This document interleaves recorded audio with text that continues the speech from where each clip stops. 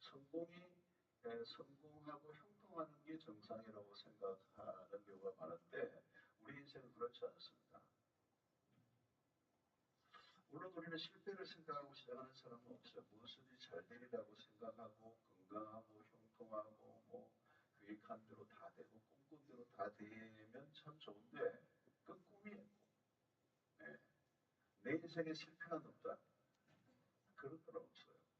어, 나폴레옹은 그런 얘기를 했어요. 나의 사전에 뭐 실패는 없다. 약간 장밋빛 꿈을 꾸는데 실제 우리의 삶으로 들어가면 그렇지 않더라고요. 여러분 모두가 다 건강하지 않습니다. 그죠? 지금 건강하신 분도요. 지금 건강한 거예요. 저는 아팠던 적도 있고 또 앞으로 아플 수도 있어요. 생로병사라고 그러잖아요. 안 아플 재간이 없어요 사실은. 어떤 형태로도 우리는 연약합니다. 이 지상을 살아가는 동안에 질병이 있고요. 이 토마스 무라는 사람이 유토피아라는 단어를 만들었어요. 그죠? 유토피아. 나쁜, 이 세상에 나쁜이 존재하는가. 이 유토피아라는 책에서 이 토마스 무가 주장한 것은 이 세상에는 존재하지 않는다, 나쁜이. 그거를 알리기 위해서 이 책을 썼던 거예요. 유토피아 같은 세상의 길을 갈망하지만 그 갈망이지 이 세상은 나뿐이 아니라는 것이죠. 오히려 여러분 우리가 이 세상을 보면 성공한 사람보다 실패한 사람들이 훨씬 더 많습니다. 성공보다 실패가 훨씬 더 많아요. 그러니까 실패가 오히려 정상이에요. 네. 건강한 사람을 보십시오. 네.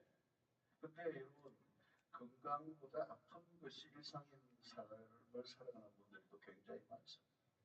한국의 대학 종합병원이 얼마나 많습니까? 거기 가보세요. 꽉 막차 있습니다. 네. 또 나이가 들어갈수록 여러분 건강보다 건강하지 않을 때가 더 많습니다. 노화라는 게 있거든요. 또 여러분 상처가 없는 사람 필요 없습니다. 그 모양이 아니고 우리의 마음을 보면 상처가 없는 사람이 없습니다. 살면서 상처 한 번도 받아본 적이 없다. 그런 사람은 없어요. 뭐 어떤 형태로든 상처가 있습니다. 마음의 깊은 상처. 예, 그래서 겉으로는 성공의 자리에 있는 것 같고 겉으로는 뭐 아무 문제가 없는 것 같아 보여도 그렇지 않아요. 그래서 오늘 이 밤에 여러분 출연에 나오신 분들도 사실은 그죠? 우리의 삶에 아픔이 있고 연약함이 있고 상처가 있고 실패가 있고 좌절과 낙심과 절망 뭐 이런 등등의 것들을 안고 있기 때문에 여기 오신 거죠. 자, 아무 문제 없는데 심심해서 나왔대요. 그런 건 없을 거예요. 자, 우리는 이 실패가 사실 성공보다 더 많음에도 불구하고 실패를 받아들이는 걸 매우 힘들어해요. 네. 건강을 유지하는 게 쉽지 않아요. 근데 우리가 아프면 그 아픈 걸 받아들이는 걸 굉장히 힘들어하는 거죠.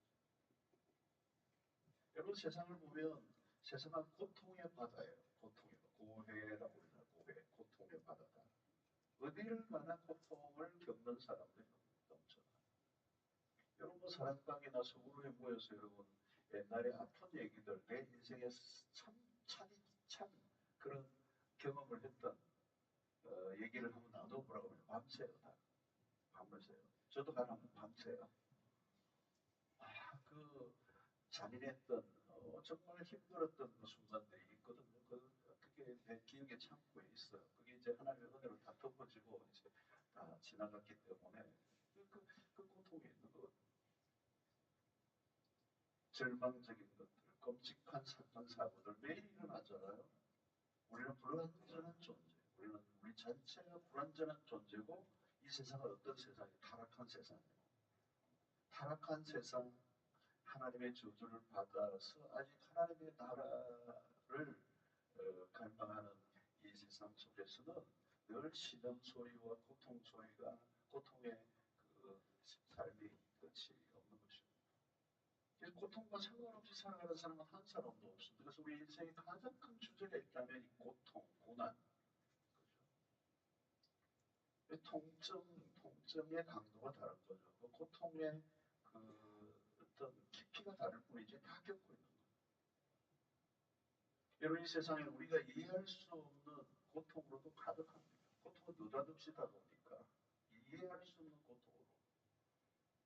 지난 주말에도 우리 어리다 10살짜리 우리 아이인데, 어느 개척교회 아이인데 10살짜리 개척교회에서 그 사모님이 떡볶이 해가지고 애를 나눠줬는데 10살짜리 여자아이인데 떡볶이 먹다 걸렸어요. 그래 응급처치를 못하고 갔어. 네. 그 무너져 오는 거예요.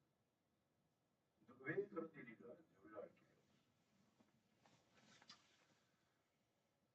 자, 이때 여러분, 사단이 하는 일이 뭐냐면, 이 고통의 한가운데 있을 때 사탄이 하는 게 뭐냐면 참소예요, 참소. 우리가 실패하거나 건강하지 않을 때 사탄이 속삭이는 게 있어요. 이게 위험한 거죠, 그죠? 고통 자체보다 고통 속에 있을 때 사탄이 다가와요. 와서 뭐라고 속삭여? 하나님이 너를 사랑하지 않아. 하나님이 사랑하신다면 어떻게 너가 그렇게 고통 속에 있도록 내버려 두겠어? 하나님은 너에게 관심이 없어. 하나님의 사랑에 대한, 하나님의 존재에 대한 의심을 하게 하는 거예요. 여기는 세계 1차, 2차 세계대전이 지나고 난 다음에 온 세상 가운데 많은, 특별히 서구 쪽에 기독교 국가 속에 있던 사람들이 신은 과연 존재하는가, 하나님은 어디에 있는가라고 하는 이 질문을 던졌죠. 하나님에 대한 의심, 하나님의 사랑에 대한 의심을 하게 하는 거예요. 하나님이 살아계신다면 왜 행동하지 않는가? 마귀의 이런 속삭임은 매우 설득력이 있어요. 특별히 고통의 순간에 있을 때, 실패했을 때, 어려움 속에 빠져 있을 때 마귀가 들려주는 이 말은 굉장히 설득력이 있어요. 그래서 많은 사람들이 고난 속에서 어떻게 해요? 하나님을 비난합니다. 하나님에 대해서 저주하고 하나님에 대해서 욕을 하고 하나님을 떠나버리고. 근데 여러분, 우리가 고통 속에 있을 때 마귀의 소리에 귀를 기울여야 되는 게 아니고, 고통 속에 있을 때 우리가 귀를 기울여야 하는 것은 하나님의 말씀입니다. 그때 하나님의 말씀에 귀를 기울여야 돼요. 그런데 우리는 그 고통 속에 있을 때 마귀의 소리에 귀를 더 기울일 때가 있어요. 그러면 이제 그 고통 속에서 일어날 수가 없는 것입니다. 오늘 본문에서 베드로는 독특한 표현을 쓰고 있어요. 12절에 사랑하는 자들아 너희를 연단하려고 오는 불시험을 이상한 일 당하는 것 같이 이상히 여기지 말아라. 이 불시험이라는 것은 혹독한 고통을 말하는 거거든요. 그런데 그런 혹독한 시련을 이상한 일 당하는 것 같이 여기지 말라는 거예요. 여러분, 예기치 않게 찾아오는 고난이 있습니다. 그때 사람들이 당황을 해요. 왜 나에게 이런 시련이 다가오는가? 왜 나에게? 우리가 이 고난에 대한 설교를 참 많이 들었잖아요. 그런데 이런 막상 우리가 이 고난에 내가 처해 있으면 이 이성적인 이게 작동이 잘 안 돼요. 나는 신앙생활을 한다고 나름 애써 왔는데 왜 이런 일이 일어났는가? 우리는 형통한 삶을 꿈을 꾸는 것입니다. 그게 기본적인 생각이에요. 그래서 우리의 기본적인 생각 가운데 하나가 뭐냐? 예수를 믿으면 신앙생활을 열심히 하면 잘 풀릴 것이라고 하는 기대를 가지고 있어요. 그런데 그런 기대가 깨어져 버리는 거죠. 그때 우리는 혼란 속에 빠집니다. 그리고 시험에 들어. 그리고 하나님에게 따지고 싶어지는 거예요. 자, 근데 베드로는 전혀 다른 얘기를 하는 거죠. 불시험 당하는 것을 이상한 일을 당하는 것 같이 이상히 여기지 말아라. 다르게 표현은 뭐예요? 그걸 이상하게 여기지 말고 당연하게 여기라. 이상한 일이 아니다. 정상이다. 그것을 이상하게 여기는 게 이상한 거다. 왜 나에게는 그런 일이 일어나면 안 된다고 생각하는가? 관점의 문제라는 거죠. 그래서 접근 방식이 매우 중요합니다. 접근 방식이 잘못되어 있으면 꼬이게 되죠. 여러분, 상황은 언제나 변할 수 있습니다. 그러나 상황에 대한 반응하는 방식은 우리가 정할 수가 있습니다. 복음은 우리가 고난을 긍정적으로 바라보도록 이끌어줍니다. 고난에 대한 바른 관점을 가지게 하는 것입니다. 이 고난은 이상한 일이 아니다. 지극히 정상적인 일이다. 예수를 잘 믿어도 병에 걸릴 수 있습니다. 신앙생활 잘하는 사람에게도 사업에 실패가 있을 수 있습니다. 각종 시련이 얼마든지 찾아올 수 있습니다. 우리가 예수를 믿는다고 고난이 피해가지 않습니다. 신자도 병들고 신자도 늙고 신자도 죽습니다. 신자도 실패합니다. 신자는 사기를 안 당합니까? 당합니다. 신자도 시험에 떨어집니다. 암에 걸립니다. 신자도. 신자면 딱 시험에 등록한 순간부터 암에 안 걸린다고 하면 얼마나 대단한 일이 나겠어요. 우리라고 예가 아니라는 걸 기억해야 돼요. 당연하다는 거, 이상히 여기지 말라는 거. 우리에게는 고난이 없을 것이라고 하는 그 관점 자체를 바꾸라는 거예요. 나에게 왜 그런 일이? 나는 예수를 잘 믿기 때문에 내가 신앙생활을 열심히 하기 때문에 내 삶에는 형통만 있어야 한다는 그 생각을 바꾸라는 거예요. 그렇지 않다는 거예요. 그리스도인에게도 고난이 찾아온다. 그리스도인에게도 내리막길이 있다. 그리스도인에게도 인생에 남들이 보기에는 불행스러울 것 같은 일들이 일어난다. 여러분, 고난을 대하는 방식, 관점, 이게 매우 중요합니다. 이상히 여기지 말라는 거예요, 여러분. 일어날 게 일어난다. 왜 나에게는 일어나지 말아야 되나? 그런 일이 없다는 거예요. 자, 근데 베드로는 한 단계 더 나가요. 13절에. 오히려 너희가 그리스도의 고난에 참여하는 것으로 즐거워하라. 즐거워해요. 고난에 참여하는 거. 그러니까 고난을 당할 때 즐거워하라. 이는 그의 영광을 나타내실 때 너희로 즐거워하고 기뻐하게 하려 합니다. 지금 고난에 대한 얘기를 하면서 지금 기쁨과 즐거움에 관한 얘기를 계속 끌어오고 있는 거예요. 이상히 여기지 않는 정도가 아니라 고난을 즐거워하라. 이 정도는 여러분 자학증 환자처럼 보여요. 어떻게 고난을 즐거워할 수가 있는가? 말도 안 된다는 얘기 아니에요, 여러분. 이게 가능한 일인가? 와닿지 않잖아요. 여러분 성경을 읽으면서 그냥 씩 하고 읽을 수는 있지만 이게 자세히 들여다보면 이게 말이 안 되는 거거든요. 그리스도의 고난에 참여하는 건 즐거워하라, 즐거워. 고난을 당하고 있는데 되게 즐거워요, 여러분. 그건 자학이에요, 자학. 불같은 시험이에요, 그것도. 불같은 시련이 닥쳤는데 즐거워하다니. 아무리 양보를 해도 이거는 아니 거죠. 그렇게 반응하는 사람이 있다면 그 위선이지.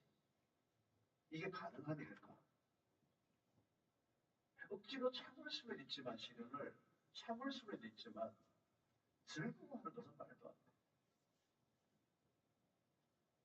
고난을 이상히 여기지 말라는 것까지는 내가 받아들일 수 있어. 그러나 고난을 즐거워하라는 말은 너무 심한 얘기예요. 그래서 여러분 여기에서 중요한 것은 뭘까요? 여러분 13절을 다시 보고 오히려 너희가 그리스도의 고난에 참여하는 것으로 즐거워하라. 고난에 대한 태도를 말하는 거예요. 여러분 여기서 핵심은 뭐예요? 그리스도의 고난에 참여한다.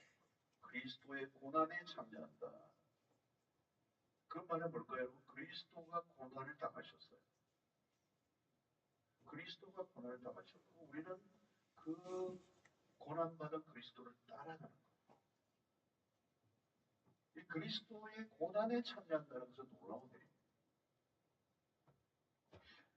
우리의 삶은 예수를 믿는 순간부터 그리스도와 함께하는 그리스도에 속하고 그리스도와 모든 것이 얽혀지게 됩니다. 그래서 그분이 당하신 고난을 우리도 당하고 그 고난으로 끝나는 게 아니라 그분이 누리실 영광과도 연결이 되는 거예요. 그러니까 그리스도의 고난은 그냥 고난이 아니에요. 그리스도께서 당하시는 그 고난에 우리가 동참한다는 것은 그리스도가 장래에 누릴 영광과 한 팩입니다. 자, 그래서 여러분 야고보 1장 2절에 내 형제들아 너희가 여러 가지 시험을 당하거든 온전히 기쁘게 여기라. 여러분 이렇게 보면 여러 가지 시험이에요. 여러 가지 시험을 받아거든. 이 말은 혹시 시험을 당하는 일이 있으면이 아니에요.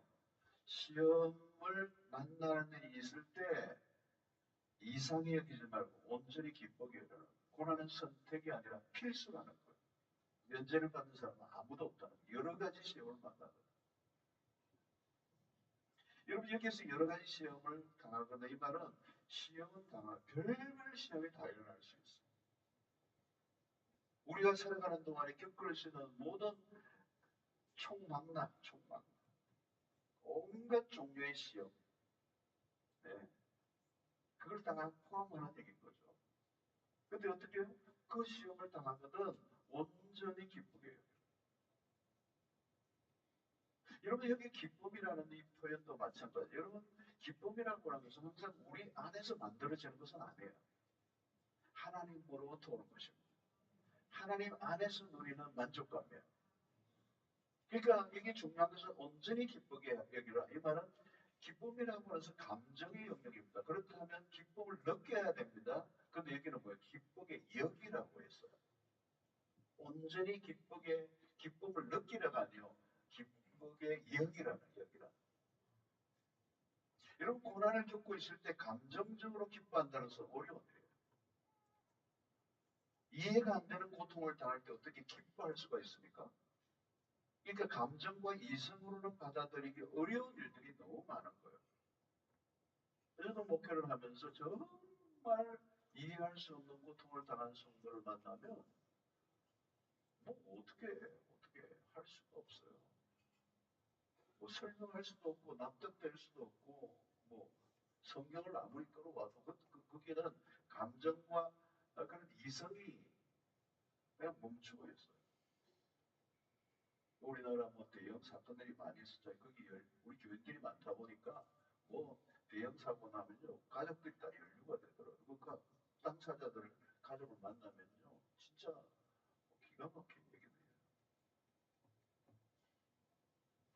이때 중요한 것은 뭘까요? 상황 자체가 아니에요. 하나님의 관점에서 지금의 고난을 바라보고 계산해 보아야 된다는 거예요. 기쁘게 여기라고 하는 여기라는 말의 의미가 그게 있는 거죠. 신자는 지금 겪고 있는 상황들의 의미를 찾아내야 되는 거죠. 인간적 관점으로만 보면 상황은 최악입니다. 내리막길입니다. 희망이 하나도 보이지 않습니다. 그런데 신자는 그런 상황에서 다른 것을 본다는 거죠. 고난으로 우리의 삶이 끝이 아니라는 걸 보는 것입니다. 그래서 베드로 사도가 오늘 13절에 한 말을 다시 오히려 너희가 그리스도의 고난에 참여하는 것으로 즐거워하라. 이는 그의 영광을 나타내실 때에 너희로 즐거워하고 기뻐하게 하려 합니다. 여기서 중요한 것을 놓치지 않아요. 너희가 그리스도의 고난에 참여하는 것으로. 이 그리스도의 고난에 참여함이 핵심입니다. 성도 여러분, 인간에게 찾아온 이 고난은 그 근원은 죄로 인해서. 그래서 창세기 33장 15절에 뱀이 여자의 후손의 발꿈치를 물었죠. 이게 인간에게 찾아온 고통입니다. 고통. 그러나 여자의 후손이 뱀의 머리를 밟아요. 이것을 로마서 16장 20절에 이렇게 얘기합니다. 평강의 하나님께서 속히 사탄을 너희 발 아래에서 상하게 하시리라. 우리 주 예수 그리스도가 은혜가 너희에게 있을지어다 그랬어요. 이제 우리는 고난을 당하신 그리스도와 연결되었습니다. 이전에는 사탄의 영향력 아래에 있었습니다. 그러나 이제는 사탄을 이기신 그리스도의 영향력 아래에 있게 되었습니다.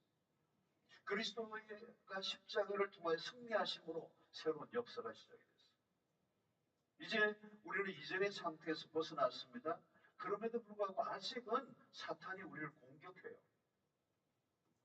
우리가 그리스도 안에 있는 것을 시기하고 미워하고 공격하고 그래서 우리 안에 영적 전쟁이 매일 벌어지는 거죠. 사단은 여전히 우리를 공격하고 우리를 고통 가운데 몰아넣으려고 몸부림을 치고 있어요.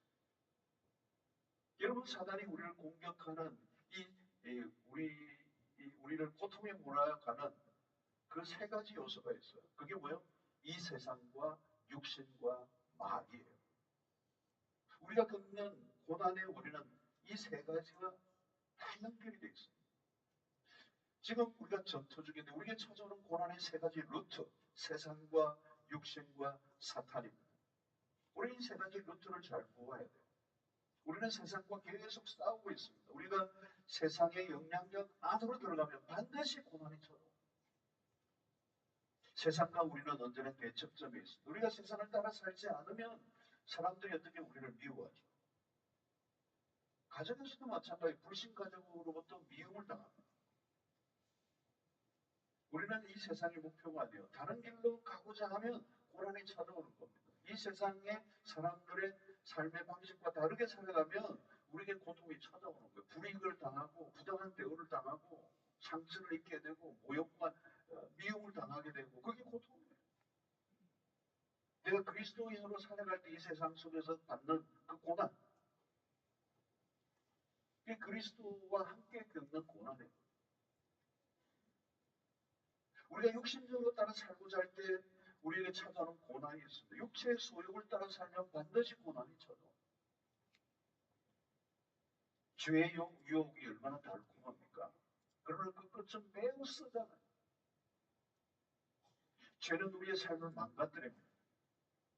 죄의 유혹에 끌려다니며 몸과 마음을 완전히 망가뜨려버립니다.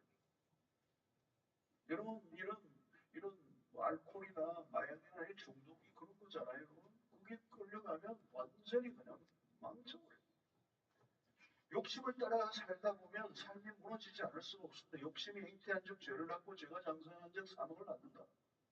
작은 죄로부터 출발했는데 그게 결국은 어떻게 해요? 점점 자라서 사망에 이르게 돼요. 작은 욕심. 근데 그 욕심에 걸려서 우리의 삶이 고통으로 몰아가는 경우가 얼마나 많습니다. 죄를 안고 살면 그 죄의 문제를 처리하기 전에는 우리의 삶의 고통은 계속되는 겁니다. 마귀와의 전쟁도 마찬가지입니다. 마귀는 우리에게 계속적으로 상처를 입히는 겁니다. 지금도. 치명적인 상처를 줄 수는 없지만 우리에게 상당히 국지적인 그런 고통을 주는 겁니다. 그리스도가 마귀로부터 상처를 입으셨습니다. 주님의 십자가의 고난을 그대로 감당하신 것은 마귀의 공격이었죠. 여러분, 마귀는 실제합니다. 욥기서가 그렇잖아. 욥의 인생에 가혹한 고통을 겪게 만들었던 주 요인이 마귀였어요. 마귀는 지금도 세상에 고통을 가하는 실체입니다. 우리가 그리스도를 따라가는 동안에 그리스도인으로 살아가는 동안에 마귀의 공격을 받게 돼 있어요. 이게 우리가 겪고 있는 고난의 실체들이래요. 어떤 형태로든 고난은 불가피합니다. 우리가 세상을 살아가는 동안에 계속적인 상처를 입습니다. 그러나 계속 상처만 입고 살지는 않아요. 그리스도를 따르면서 그분의 이름의 능력으로 사단의 머리를 짓밟을 수 있도록 주님이 우리와 함께 하시기 때문에. 그리고 지금은 때로는 사단의 공격을 받기도 하지만 마침내 우리는 승리할 것을 성경은 약속하고 있는 거죠. 그러므로 오늘 이 성경에서 말씀하는 즐거워한다는 말은 고난 가운데 그리스도 고난을 가운데 즐거워한다는 말은 중요한 우리가 관심을 가져야 될 그 고난 자체가 아니라는 거죠. 그 고난을 통하여 주어질 영광을 바라보는 자들이 누리는 기쁨을 말하는 것입니다. 여러분, 세상에는 의미 없는 고난이 너무 많아요. 그냥 고난으로 끝이 나요. 여러분, 이 세상에 사람들이 살아가는 삶의 모습들, 오늘 이 땅에 살아가는 모든 삶의 모습들은 고난을 당할 뿐만 아니라 그 고난이 방향도 없고 의미도 없고 그 안타까운 고난에 파묻혀서 그냥 그것으로 끝나버려요. 근데 여러분, 우리에게 달라진 것은 뭘까요? 우리에게는 헛된 고난이 없다. 인류가 죄로 인하여 찾아온 이 고난을 극복할 수 없고 그 고난으로 인하여 저주 아래 살아가는 인생일 수밖에 없는데 우리가 그리스도 안에 온 이후부터는 우리에게 우리에게 찾아오는 고난 가운데 그 고난이 헛되지 않다. 고통의 뜻이 있다고 하는 것처럼 고난을 통해서 많은 일들을 일으키시는 거예요. 그리스도인이 고난을 따라 살아야 될 이유가 여기에 있는 거죠. 그래서 왜 고난을 당할 때 즐거워할 수밖에 없는가? 13절을 다시 보겠습니다. 오히려 너희가 그리스도의 고난에 참여하는 것으로 즐거워하라. 이는 그의 영광을 나타내실 때에 너희로 즐거워하고 기뻐하게 하려 함이라 그랬습니다. 여기 핵심이 그의 영광을 나타내실 때. 이 말은 뭐냐면 우리의 고난은 그 고난 자체로 끝나지 않는다. 그리스도의 고난에 참여하는 자들, 그 그리스도의 고난에 참여하는 자들은 그 고난이 무의미하지 않다는 거예요.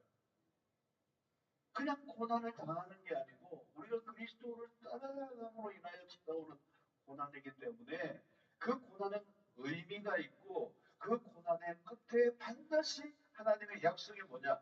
그의 영광을 나타내신다는 거예요. 가끔 여러분 의미를 찾아내기 어려운 고난을 당할 때가 있어요. 그러니까 어떤 분은 자기가 스스로 자초한 고난을 그리스도와 함께하는 고난으로 착각해서 어떤 분은 교회 오면서 뭐 과속하다가 단속에 걸려서 벌금을 내고는 그냥 뭐 본인이 과속해놓고 주님 내게 이렇게 시련을 주십니까? 이러고 하면 안 되죠, 여러분. 자신이 몸을 돌보지 않고 막 다루다가 병이 났어요. 자신의 실수로 인해 찾아온 고통을 왜곡시켜서는 안 돼요. 여기 말하는 것은 그리스도와 함께 하는구나. 여러분 그리스도께서 왜 십자가에 죽으셨습니까? 우리의 죄와 실수와 허물을 위해 죽으셨어요. 우리가 그리스도를 위해 언제 고난을 당하는 것입니까? 죄와 사탄과 세상과 싸울 때 찾아올 수 있는 고난. 그 고난이 우리에게 주는 유익이 뭘까요? 우리가 그리스도를 따라갈 때 세상과 싸우고 마귀와 싸우고 육신과 싸우며 그리스도인으로서 살아갈 때 찾아오는 이 고난을 당하는 것은 우리에게 너무도 유익한 것이고 의미가 있는 거라는 거예요. 장차 하나님의 영광에 동참하게 하는 의미 있는 고난이에요. 의미. 그 고난은 우리를 정결하게 합니다. 그 고난은 우리 안에 있는 죄들, 남아있는 죄들을 제거합니다. 불순물을 제거합니다. 우리의 죄의 잔성들을 여러분 우리에 있는 죄의 잔성들이 쉽게 사라지지 않습니다. 우리 안에 있는 죄의 습관들이 얼마나 끈질기게 우리의 삶을 얽어매고 있는지 몰라요. 그런데 그런 것들을 내가 스스로는 내려놓지 않습니다. 우리의 외적인 만족과 쾌락을 추구하고 안락한 삶을 살고자 하는 그런 마귀가 공격하기 좋은 상태의 삶을 우리는 버리지 못하고 살아갈 때가 많단 말이죠. 그런데 그리스도 안에서 당하는 고난을 통하여 그런 것들을 깔끔하게 처리해 주시는 거죠. 사랑하는 성도는 우리가 고난을 당할 때 우리의 영혼의 찌꺼기들이 막 올라와요. 문제가 막 터지면 영혼의 밑바닥에서부터 막 숨어있던 것들이 막 다 드러나요. 숨김없이 다 우리의 연약함들이 죄들이 노출되기 시작합니다. 우리의 모습, 진짜 모습이 드러나는 거예요. 여러분 내가 숨겨져 있어 그런 것들은 숨겨져 있으면요 나도 모르고요 남도 속이고요 드러나지 않으면 변화도 일어나지 않아요. 그래서 여러분 우리가 편안할 때는요 우리 안에 하나님의 말씀들을 진정으로 깨닫고 배우는 일에 매우 우리는 무디어요. 그래서 편안할 때보다 고난할 때 훨씬 더 많은 것을 우리는 깨닫게 됩니다. 시편 119편 71절을 보면 이 구절이 얼마나 놀라요. 고난당한 것이 내게 유익이라. 이로 말미암아 내가 주의 율례를 배우게 되었나이다 그랬어요. 여러분 고난당하는 게 내게 유익이라는 말을 세상에서 어떻게 들을 수가 있겠습니까? 고난당하는 게 유익이라고 할 사람이 몇 명이나 되겠어요? 대개는 고통을 받는 동안에 고통을 통한 유익을 발견하지 못합니다. 근데 여러분 우리가 진정으로 그리스도 안에 있으면 고난을 당할 때 여러분 고난을 당하면 질문이 생겨요. 평소에는 가볍게 그냥 지나쳤던 문제들에 대해서 질문이 생기는 거예요. 고난이 찾아오면 질문이 생기고요. 그 질문이 깊어지면 그 말씀 속에서 답을 찾게 돼요. 그때 깨닫는 것은 평소에 깨닫는 것과 차이가 있습니다. 그 고난 속에서 질문을 던지고 말씀을 통하여 받았던 답은 그냥 배운다기보다 터득하는 것이고 머리에 새겨진다기보다는 온몸에 새겨지는 진리가 돼요. 고난을 통해서만 터득할 수 있는 진리가 있습니다. 그 고통을 통해서 우리의 삶에 어그러져 있던, 어긋나 있던 것들을 바로 잡아주는, 우리의 죄와 허물로 인하여 빼앗겼던 그 복을 다시 되찾게 되는 놀라운 은혜를 누리게 돼요. 이 고난당하는 게 내게 유익이라. 그 고난이 아니면 깨닫지 못하는 진리, 고난이 아니면 내가 도무지 내 안에 있던 그 허물과 연약함들이 드러나지 않았는데 그 고난을 통하여 드러나게 하시고 그 고난을 통하여 나의 연약한 부분을 하나님께서 깨닫게 하심으로 그 진리 안에 다시 내가 온전히 진리 안으로 돌아가는. 여러분, 요셉은 애굽으로 달려가는 그 길이 내리막길이었잖아요. 여러분. 실패였어요. 인간적으로 실패잖아요. 고통스러운 시간이 흘렀습니다. 그런 종살이를 하고 노예 생활을 얼마나 억울하고 얼마나 모든 게 불편했겠어요. 그 모든 것은 너무도 자기의 삶에 불편하고 힘든 고난의 길이었지만 그 모든 일들이 얼마나 그에게 유익했어요. 여러분, 번영과 성공보다 훨씬 더 유익한 상황은 고난의 때예요. 고난의 순간에 죄를 지을 순간들을 막아줘요. 악으로부터 우리를 지켜줘요. 고난 당하기 전에는 내가 교만한 줄 몰랐어요. 잘하는 우상을 섬기고 살았는데 그걸 몰라요. 근데 고난을 겪으면 이 자아가 얼마나 내가 강력하게 내 삶을 흔들어 놓고 있는 주범인지를 깨닫게 되고, 고난이 유익이에요. 고난을 통해서 얻는 게 더. 그래서 고난을 통해서 우리는 하나님을 닮아가게 되는 거예요. 여러분, 우리가 그리스도인이 된 이후부터 찾아오는 고난은 우리를 온전하게 하시려는 하나님의 손길인 줄로 믿습니다. 우리를 고난을 통하여 온전하게 하시려고 하시는 그 고난이 우리를 자라게 하고 고난이 우리의 인생의 최고의 스승이라는 거예요. 그리스도인들에게 찾아오는 고난은 하나님의 심판의 징표가 아닙니다. 하나님의 나를 징계는 하실 수 있지만 우리에 대한 심판의 징표는 아니에요. 어쩌면 고난은 하나님의 사랑의 표현이요, 우리에 대한 관심의 징표예요.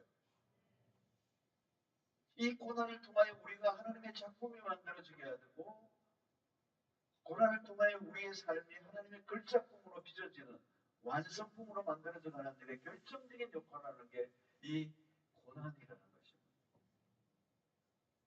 뿐만 아니라 여러분, 이 고난을 통하여 우리는 하나님에게 쓰임받는 일꾼들이 될 수가 있습니다. 히브리서 2장 18절을 보면 그가 시험을 받아 고난을 당하셨은즉 시험 받는 자들을 능히 도우실 수 있느니라 했습니다. 그리스도께서 고난을 받으신 것은 시험 받는 자들을 도우시기 위해서다. 여러분, 우리도 마찬가지로 내가 당한 고난을 통하여 연약한 자를 돕기 원하시는 겁니다. 그래서 그리스도 안에서 우리의 고난은, 우리가 찾아오는 고난은 이제 우리를 불행하게 할 뿐만 하는 정도가 아니라 그 고난을 기쁘게 감당할 뿐만 아니라 그 고난을 통하여 우리를 완성해 가시고 하나님을 나를 온전하게 하심으로 내가 겪었던 그 시험을 통하여 다른 사람을 도와주기 원하시는 하나님의 뜻이 쓰고 있다는 거예요. 주님이 시험을 받으시고 고난을 당하셨어요. 하나님은 예수 그리스도는 세상의 고난에 의해 스스로 상처를 받으셨어요. 고난을 받으실 이유가 없는 분입니다. 그런데 우리의 고통 때문에 상처를 받기로 결단하셨습니다. 여러분, 십자가가 무엇입니까? 고난의 세상에서 하나님이 우리와 결속되어 있음을 보여주는 거죠. 주님은 고난의 세상 안으로 들어오셨어요. 그리고 우리의 고통과 슬픔을 나누신 분이십니다. 하나님은 우리가 당한 고난을 사용하기를 원하십니다. 내가 겪은 이제 고난을 이제 다른 사람에게 귀중하게 쓰여지기를 원하는 거예요. 그게 하나님의 의도이십니다. 그러므로 우리가 그리스도인이 된 이후에 겪은 모든 경험들은 무의미한 게 아니에요. 모든 게 소중합니다. 하나님이 우리의 경험들을 소중히 다루시고 사용하기를 원하신다는 거예요. 여러분, 내가 실패했던 경험이 있습니까? 누구보다 아픈 상처를 가지고 있는 분이 있습니까? 여러분, 때로는 남들 앞에 수치를 당해본 적이 있습니까? 깊이 외로워본 적이 있습니까? 암으로 투병해 본 적이 있습니까, 여러분? 여러분, 고난을 겪어본 분과 겪어보지 않은 사람은 달라요. 겪어본 사람만이 아는 경험이 있어요. 겪어보지 않으면 알 수가 없는 거거든요.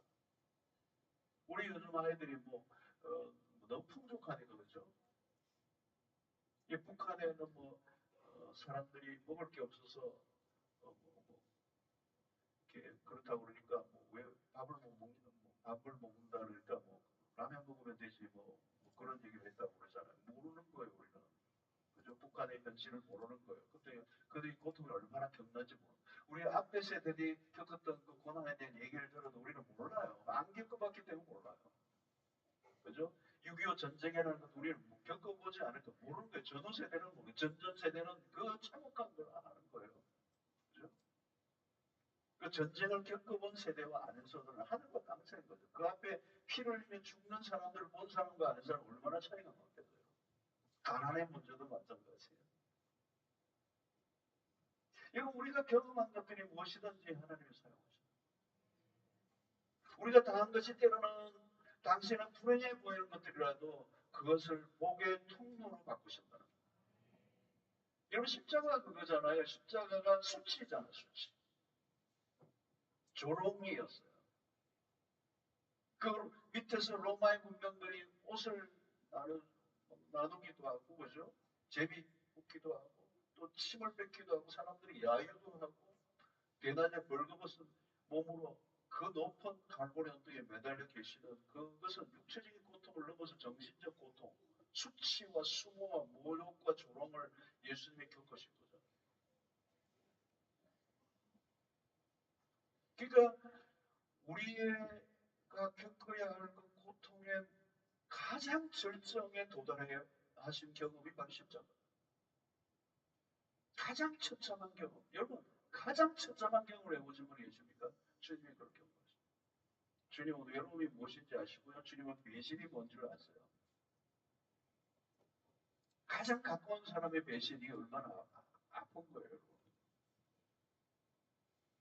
그래서 여러분, 십자가는 고통의 다면체입니다. 총체적인 고통이에요. 왜 하나님의 아들이 그 십자가를 그렇게 십자가의 고통을 인간이 겪을 수 있는 모든 정신적, 육체적 모든 고통을 총합한 그 고통은 우리의 인간이 그 누구 어떤 사람이라도 자기의 고통의 가장 최극점에 갔다면 십자가를 생각하면 돼요. 그 십자가 그런 거란 말이에요. 왜 그리스도께서 그 십자가의 고통, 그죠? 인류가 만들어진 이후에 가장 긴 고통을 겪으며 죽을 수 있는 사형법을 개발한 게 십자가예요. 그래서 그 고통의 손과 발에 못이 박혀서 그 피가 점점 그래서 목이 마르다고 할 때는 완전히 피까지 다 바닥에 난 상태. 그때는 이제 심장에 쇼크가 오는 그야말로 상상할 수 없는 고통의 극점에 가 있는 상태. 그러니까 여러분, 그분의 십자가의 그 고통은 온 인류의 보배가 된 거예요. 모든 고통 속에 살아가는 오늘 인류, 그 고통으로부터, 고통의 저주로부터 벗어날 길이 없는 온 인류에게, 고난의 속에 살아가는 인류에게 그 고통으로부터 우리를 자유케 하시려고 하시는, 우리를 위롭게 하시려고 하는, 우리에게 소망을 주시려고 하시는 강력한 메시지가 돼요. 그러니까 내가 외로울 때는 십자가에 가보시면 돼요. 주님이 당신보다 더 외로움을 겪으셨다. 배신에 그냥 쓴맛이 있을 때 십자가로 가보라는 거예요. 그분이 먼저 그 배신을 경험하십니다. 내가 너의 배신을 한다. 여러분 그 십자가를 경험하지 않으셨다면 주님이 우리에게 너 고통 내가 알거든 안 와닿아요. 여러분 그렇잖아요. 암이랑 뭐 한 번도 평생 아파본 적이 없는 분이 또 암 환자가 가지고 위로한다고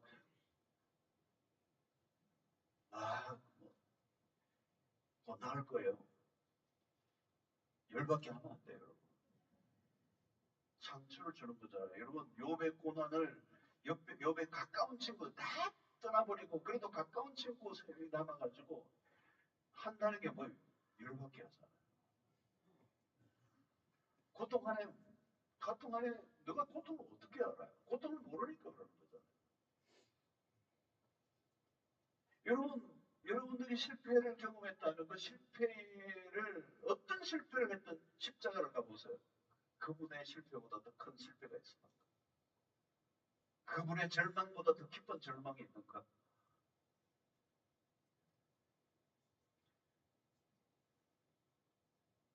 그래서 여러분 복음을 만나면 우리의 고난은 재해석된다는 거예요. 고난에 대해서 긍정적으로 우리의 삶에 관점을 가지게 하는 거예요.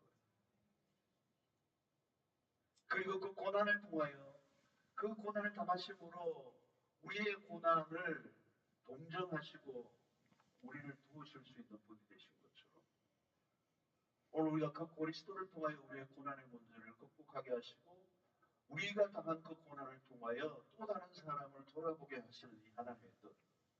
그 고난을 통하여 우리를 변화시키시고 우리의 모든 그 찌꺼기와 불순물들을 제거하시고 우리를 온전하게 하심으로 그리스도를 닮게 하셔서 그 고난이 아니면 도무지 변화될 수 없는 우리를 변화시키셔서 우리의 변화를 통해 또 다른 사람을 그 고난 가운데 있는 사람을 일으키시려고 하시는 하나님의 이 오묘한 섭리를 우리를 깨달아야 하는 거예요. 그러니까 여러분 고난이 우리를 먼저 변화시키셔요. 여러분 성경 공부한다고 변화되는 게요. 많이 안 돼요. 진짜 변화는 고난이 변화시켜요. 고난을 당하면요 말씀이 꽉꽉 바뀌어요. 고난이 없을 때는요 말씀을 들어도 그냥 다 지나가요. 가끔 걸리고. 근데 고난이 오면요 말씀이에요. 뼛속까지 파고 들어와요. 심장을 흔들어 놓아요. 그 말씀이 그냥 그렇게 크게 울려요. 그래서 고난을 통하여 내가 말씀을 주의 윤리를 배운다는 거예요. 그 시인의 그 고백은 그냥 하는 게 아니라 고난에 있으니까 하나님의 말씀이 절절히 와닿는다. 여러분 오늘 천하도 마찬가지예요. 여러분 고난이 있으니까 왔고 고난에 말씀을 기다리니까 말씀이 들어오는 거고 뭐 설교를 준비 잘해서 여러분들이 받는 게 아니에요. 내 마음이 고난으로 인하여 내가 다 망가지고 내 자만심이 다 무너지고 내 자랑이 다 무너지고 내 힘으로는 살아갈 수 없다라고 하는 절절한 그 겸손함이 오면요. 그냥 뭐 무슨 말씀이에요. 내가 되는.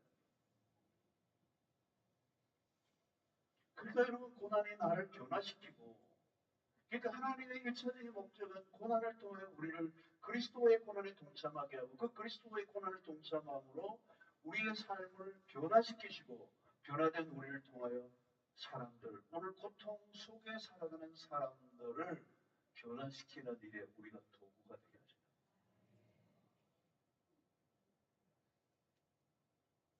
그리스도가 죽으심으로 죄로 인해 찾아온 인간의 고난의 뿌리를 제거하셨어요. 십자가의 죽음을 통하여 죄와 사망의 권세를 무너뜨리셨어요. 우리의 모든 저주를 걷어내시고 우리의 모든 절망을 극복하게 하셨어요. 그래서 승리하신 그리스도를 우리가 따라가게 하십니다. 고난은 우리의 삶을 파괴하는 것으로 끝나지 않습니다.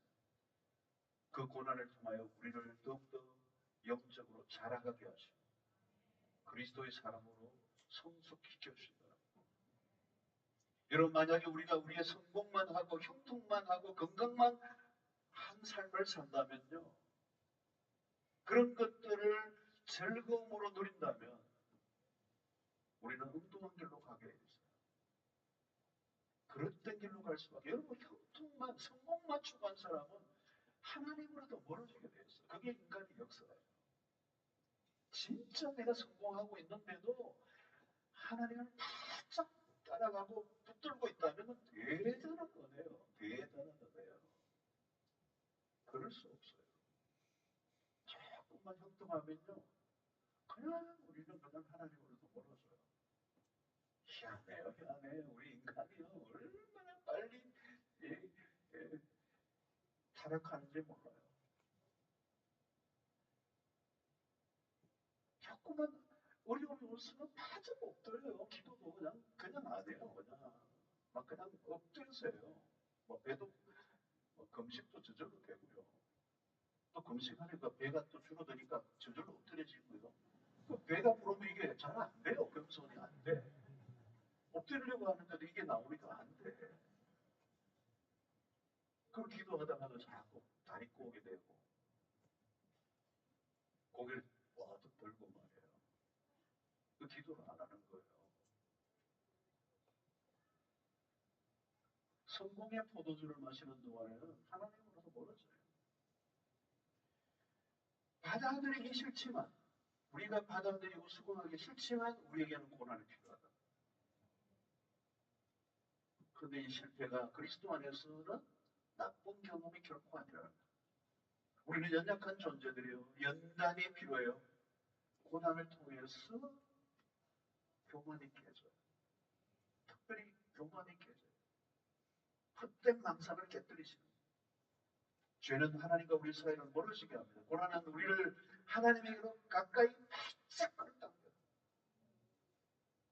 와, 이건 엄청난 거예요. 부흥이 안 된 거예요. 고난이 오면요, 바짝 하나님께. 그래서 하나님과 깊은 교감을 하게 되고, 고난을 통하여 우리의 영혼이 자라가게 됩니다. 어떻게 하면 그 즐거운 마음으로 그리스도의 고난을 따를 수 있는가? 우리가 주님과 함께 즐거워할 수 있어야 돼. 우리가 단순히 고난을 견뎌내고 이겨내고만 하는 것으로는 부족해요. 베드로는 먼저 고난을 응급한 후에 영광으로 넘어가요. 그러나 우리가 오직 고난을 겪고 난 뒤에야 기쁨을 얻게 된다고 말씀하는 게 아니에요. 오히려 확실한 기쁨을 통해 고난을 견뎌낼 힘을 얻는다는 거예요. 참된 기쁨은 모든 고난보다 앞서 존재해요. 그 기쁨은 모든 고난을 감싸고 있다는 거예요. 우리 주님은 온갖 고통이 있기 전에 온전한 기쁨을 소유하고 있었어요. 그 기쁨을 통하여 십자가의 고난을 이겨내셨다는 거예요. 히브리서 12장 2절 보면 믿음의 주여도 온전하게 하시는 이 예수를 바라보자. 그는 그 앞에 있는 기쁨을 위하여 십자가를 참으사 부끄러움을 개의치 아니하시되 하나님 보좌 우편에 앉으셨느니라. 주님은 우리가 고난을 견뎌내게 하십니다. 그냥 고난만 견뎌내게 하시는 분이 아니에요. 그리스도를 위해 즐겁고 기쁨으로 고난을 감수하게 하십니다. 우리가 그리스도를 기뻐하고 즐거워할수록 그분과 함께 받는 고난을 기꺼이 지고 갈 수 있다는 거예요. 그래서 여러분, 우리가 그리스도의 고난에 동참하려고 하면 먼저 해야 될 것이 하나 있는데, 주님과 함께 풍성한 잔치를 누려야 돼요. 우리가 주님과 함께 일상을 살아가는 이 법을 터득해야 돼요. 일상에서 주님 안에서 기쁨을 누리는 삶을 살 수 있어야 된다는 거예요. 힘들고 어렵지만, 삶이 쉽지 않지만 일상 속에서 주님과 함께 주님 안에 거하는 삶을 살아가는 법. 기쁨은 주님 안에서 주는 거기 때문에 우리 주님이 참 기쁨, 우리 주님만이 참 기쁨을 주시는 분이기 때문에 그 고난 속에 있지만 고난의 어둠 속에 밀어두고 이게 방치하시는 하나님이 아니시고 당신의 기쁨에 우리를 초대하시고 내 기쁨이 너희 안에 있어 너희 기쁨을 충만하게 하려 함이라. 일상 속에 그 주님과 함께 기쁨을 누리고 살아가는 사람이 찾아오는 고난을 기쁨 가운데 이겨낼 수 있다는 거예요. 그러니까 여러분, 오늘 우리 일상 속에서 주님과 함께 거하는 동행하는 삶이죠. 그 주님은 우리의 고통을 깊이 공감하시고 우리 연장금을 체휼하신 분이시고 우리 고통을 충분히 이해하시는 분이시고 긍휼히 여기시는 분입니다. 그분이 우리를 영광의 자리로까지 인도하신다는 거예요. 주님은 마지막 날에 홀로 영광을 누리시는 분이 아닙니다. 주님의 몸인 교회와 우리와 함께 영광을 누리도록 디자인해 놓으셨어요. 그러므로 우리가 고난의 직면에 있을 때 눈을 어디로 돌려야 하는가? 장래에 우리에게 주어질 영광입니다. 최종적으로의 초점 뭐예요? 영광, glory예요. 로마서 8장 20절 22절을 보니까 피조물이 허무한데 굴복하는 것은 자기 뜻이 아니라 오직 굴복하게 하시는 이로 말미암습니다. 그거 바라는 것은 피조물도 썩어짐의 종로로 난 데서 해방되어 하나님의 자녀들의 영광의 자유에 이르는 것이니라. 피조물이 다 이제까지 함께 탄식하며 함께 고통을 겪고 있는 것을 우리가 아느니라. 여러분 지금은 온 세상이 고통하고 있습니다. 우주 만물이 탄식하고 신음하고 있습니다. 그 안에서 살아가는 우리는 매일 고통과 그 고통을 직면하고 있습니다. 고난을 피할 수가 없어요. 피조물들이 썩어짐의 종로로 닿고 있습니다.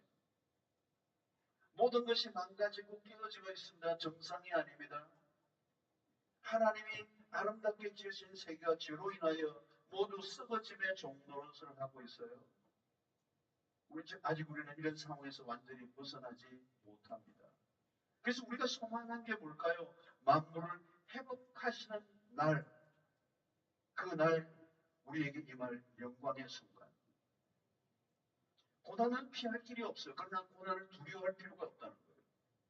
우리는 고난을 통하여 하나님께 더 가까이 갈 뿐만 아니라 우리가 하나님께 속한 자요 하나님의 자녀라고 하는 것을 더 확실하게 해줄 뿐만 아니라 우리의 그 사람은 쇠하여 가지만 우리의 속 사람은 날로 새로워져 간다는 바울의 고백입니다.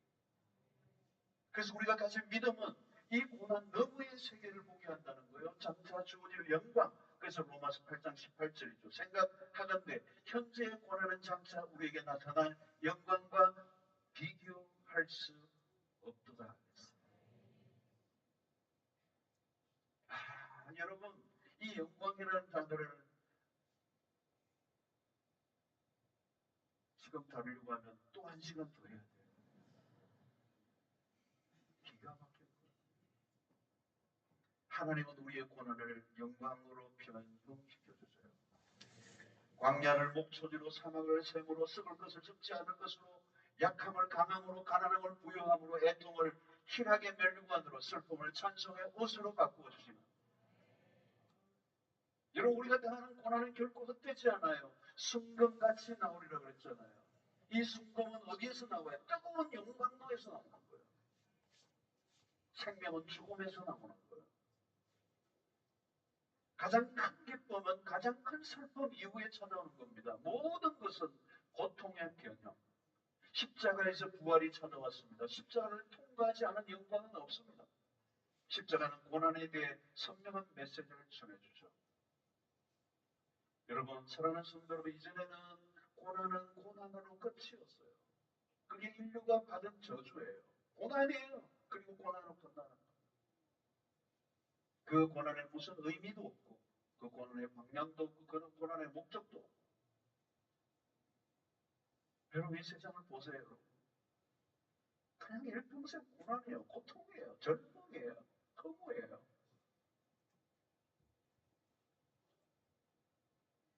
그러나 이제 우리에게는 우리 그리스도인들에게 주어진 고난은 무의미한 게 하나도 없어요. 여러분들이 그리스도 안에 들어온 순간부터 여러분들이 겪고 있는 어떤 고난도 고통도 의미 없는 게 없어요.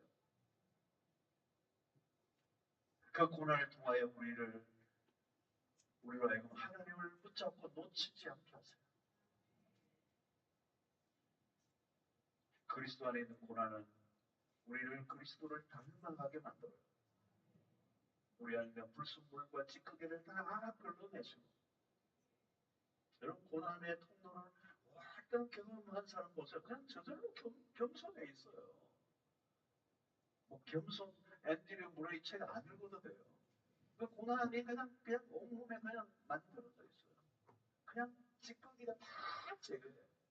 그 잔잔한 그 모든 인간의 아집과 교만과 고집과 그 탐욕들을 다 물때를 다 빼버려요. 그리스도를 닮아 변화되어져. 갈수록 더 영광스러운 자들로 변화되어져 가는 거예요. 여러분 하나님의 혹독한 고난이 오면요, 죄 지을 생각도 없어요. 죄 지을 에너지도 없어요. 한 눈도 못 팔게 하세요. 여러분, 고난은 우리를 더 영광스러운 자로 변화시켜가는 거예요. 우리의 삶이 망가져가는 게 아니에요. 아름다워져가는 거예요, 여러분. 여러분, 세상을 보십시오. 그 삶이 나이가 들어가면 갈수록 더 망가져가는 거예요. 영과 육과 모든 게 다 망가져가요. 아름답게 변하는 사람 없어요. 그럴 수가 없어요. 그러나 그리스도 안에서 당하는 고난은 우리를 갈수록 더 아름답게 빚어가시는 거예요. 명작이 되게 하시는, 명품이 되게 하시는 거예요. 여러분, 고난을 통해서 하나님이 하시는 일이 너무 많아요. 그래서 우리는 고난을 이제 이상히 여기지 말아야 돼요. 고난을 기쁘게 여기셔야 돼요. 그리고 그 고난의 목적을 아셔야 돼요. 나를 변화시키고 변화된 나를 통하여 또 다른 사람을 변화시키는 일에 우리를 쓰시기를 원합니다. 고난을 통해서만 이룰 수 있는 것들이 있음을 우리는 깨닫게 됩니다. 이전에는 고난 앞에 무릎을 꿇고 절망을 했지만 이제는 기뻐해요. 왜? 그 고난이 주님과 함께하는 고난이기 때문에. 그래서 우리는 고난을 즐거워합니다. 그리고 고난 이후에 주어질 영광을 바라봅니다. 그리스도 안에서 받는 고난이 영광으로 향하고 있다는 걸 잊지 마십시오. 이제 그리스도 바깥에 있었을 때 고난은 저주였어요. 그러나 그리스도 안에서의 고난은 축복 중의 축복이에요.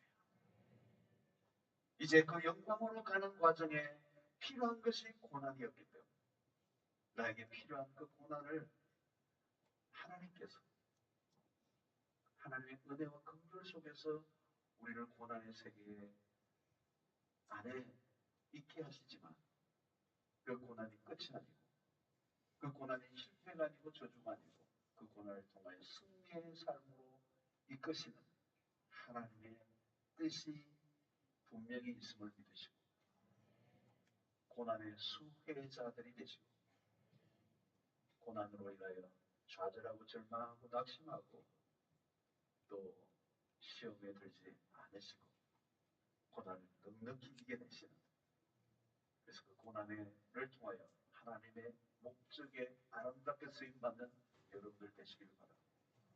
점점 더 영광스럽게 변화되는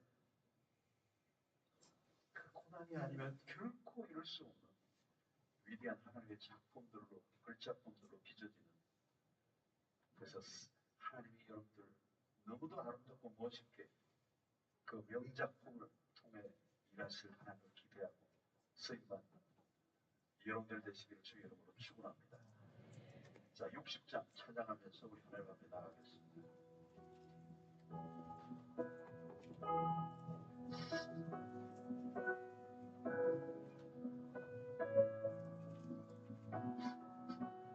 고난하는 생길 힘겨운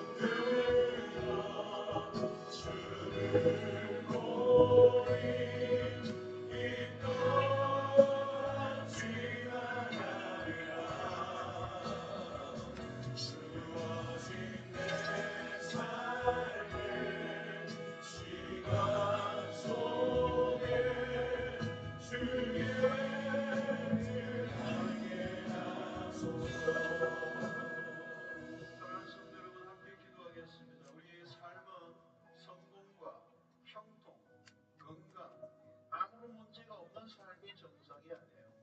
고난이 정상이에요. 고난이 오는 걸 이상히 여겨서는 안 돼요. 우리는 고난에 대한 관점을 바꾸어야 합니다. 이제 고난은 우리의 삶에 불가피한 겁니다. 누구에게나 오는 겁니다. 수시로 예측할 수 없는 순간에 고난은 밀고 들어와요.